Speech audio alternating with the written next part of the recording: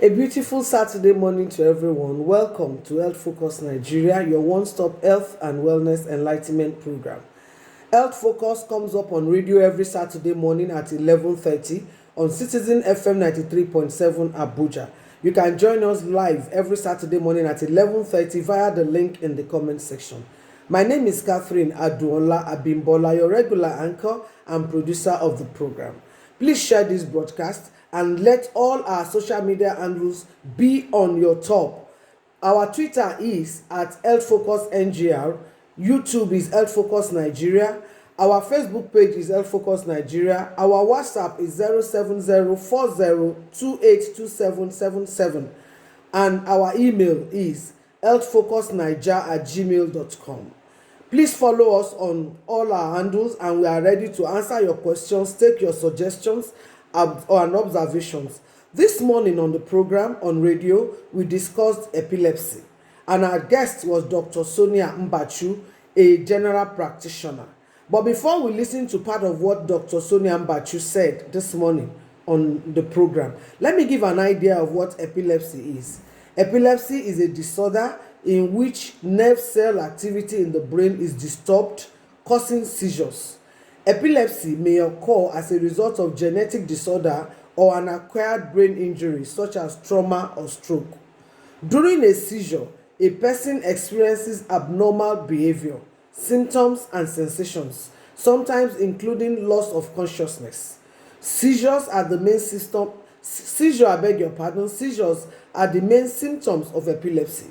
Symptoms differ from person to person and according to the type of seizure. Epilepsy is usually treated by medication, in some cases by surgery, devices or dietary changes. Now let us listen to part of what our guest said this morning, Dr. Sonia Mbachu, a general practitioner on epilepsy. Epilepsy, seizure disorders, that's like a better name. But it's basically a neurological disorder. That means a disorder of the brain that arises as a result of multiple, what I call it, misfiring of cortical neurons in the brain. So basically, the brain usually, how it functions, it sends impulses to the rest of the body. Yes. When those impulses are now misfiring at an abnormal rate. Okay, so like typical example of what, the layman will understand epilepsy to be is maybe you see that individual that suddenly falls on the ground and starts shaking. Although that is just like one type, right? There are other types. So that's why we call them generally seizure disorders. But then if you want to narrow it down, epilepsy is more like when you have two or more seizures occurring at least 24 hours apart and there is no identifiable cause. That is when you now call it epilepsy. Okay, so what are the causes of epilepsy and what are the symptoms? Basically, epilepsy just presents as seizures, and there are different types of seizures. For instance, there's one we call absence seizures, even though it's more common in children. So you can just see a typical child just staring into space, 5 to 10, sometimes 15 seconds. That's already a seizure. There are some that you can have just continuous rhythmic movements, maybe hand rolling, lip smacking. Like I said, there are different presentations. We call all of them seizures, but there are different presentations. Then you have the more dramatic ones, if I may say so, the stiffness of the muscle or those jerky movements. Yeah, so they present in different ways. But causes, like I said, when you don't have an identifiable cause, but you see someone coming down with seizures, having two or more, at least 24 hours apart, that's what we call epilepsy. But then, of course, there are risk factors. For instance, let's say in childhood, you have a patient that maybe had a prolonged fever, what we call febrile seizures in childhood. So if it has been prolonged and maybe there is an additional genetic disposition, such person can later in life come down with epilepsy. Then, of course, you have, like I mentioned, the genetic disposition. So there are some patients that in their family, you get to see epilepsy. So scientists have been able to track epilepsy to some particular genes. But of course, for us here in Nigeria, it's just for you to present with the symptoms. Then we know that, okay, you have such a condition. Then you can also say if someone has had a previous head trauma in the past, or what we call head injury. So it may be a direct insult to the brain, or it could be from a traumatic incident, for instance, like accidents, road traffic accidents, or like I said, a traumatic insult to the brain from infections like meningitis, encephalitis, from maybe repeated metabolic diseases. So the patient is always having maybe hypoglycemia, that's very reduced blood sugar, very raised blood sugar, so diabetic patient. So when you have that like for a long period, and then maybe after a while you see a patient just presenting with seizures and there is no identifiable cause, but by the time you take a patient's history and you begin to elicit these things, so like I said, these things can predispose someone to having epilepsy. But of course, at that point where the patient is having seizures and you can identify the cause, meaning you can tell, okay, this is the reason why the patient is having a seizure. So maybe the blood sugar is low, the blood sugar is high, or maybe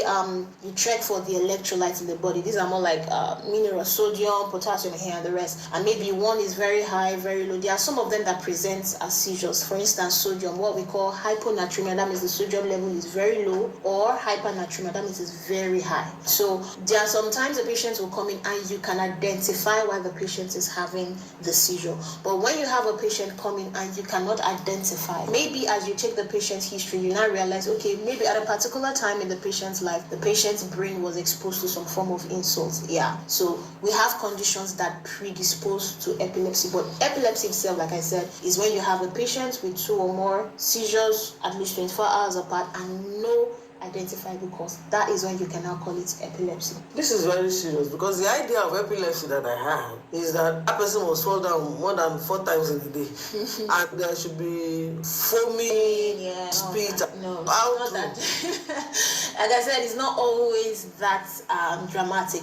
That tends to happen more with generalized seizures. So let me just see if I can make it a bit understandable. Please do. So we have what we call focal seizures. We have what we call generalized seizures. So focal seizures, remember I said earlier that those neurons in the brain are misfiring. So if you have that misfiring coming from just one section of the brain, so maybe the frontal lobe or maybe the temporal lobe, that's by the side or behind, if it's just coming from one part, that's when you can have focal seizures. And most times focal seizures are really not that dramatic. So sometimes the person can just have these phenomenon of what we call deja vu, be in a state of temporary confusion. Yeah, sometimes it happens with loss of consciousness, sometimes the patient is conscious. All right, so those seizures are just coming from a focal point. Then you now have generalized seizures that is coming from virtually every part. But generalized seizures still, not all of them present that way. So we have the ones we call tonic seizures, meaning the patient is just stiff.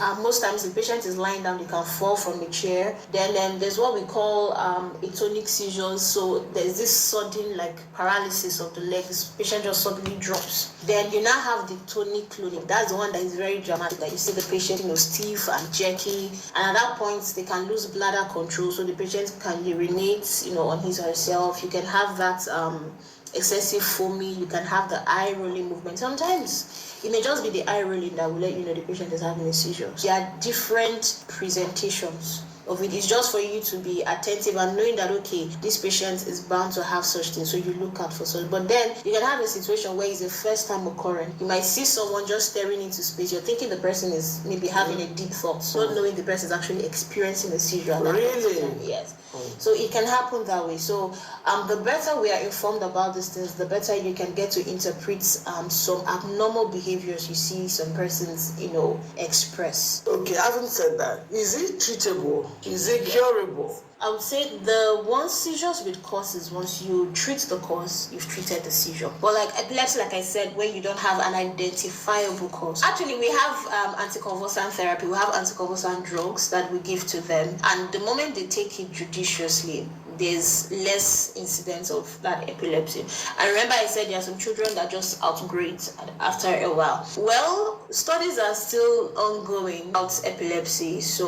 But basically there are drugs that can help tame the seizure. So someone on medications may not even have an episode for months or even years, as long as they're judiciously taking it. Then another thing we advise is avoid triggers. There are identifiable triggers that can trigger an episode in epileptic patients. One, which is most important, lack of sleep. Yes, lack of sleep. If you're epileptic or you're prone to seizures and you're not sleeping well, it's terrible. That is like a major trigger. Then alcohol, major trigger also. Then what we call emotional stress, so anxiety, panic, So any form of emotional stress or maybe even stress in general, those are triggers. All right, then of course, like we said, there are some other things. Avoid maybe low blood sugar, very high blood sugar.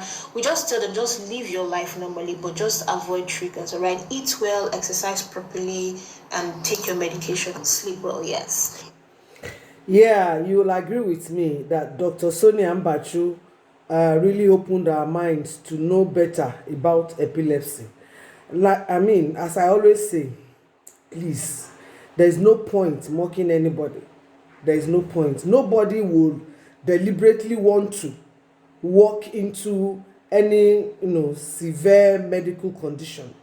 If for any reason anybody did that, we don't know, but at least if there is any help you can give, please do. Don't mock anybody.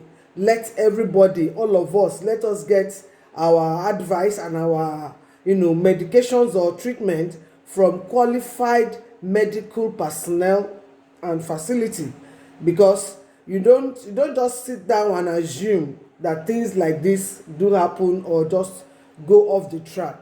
So please share this broadcast and let all our social media handles, as I said, be on your top.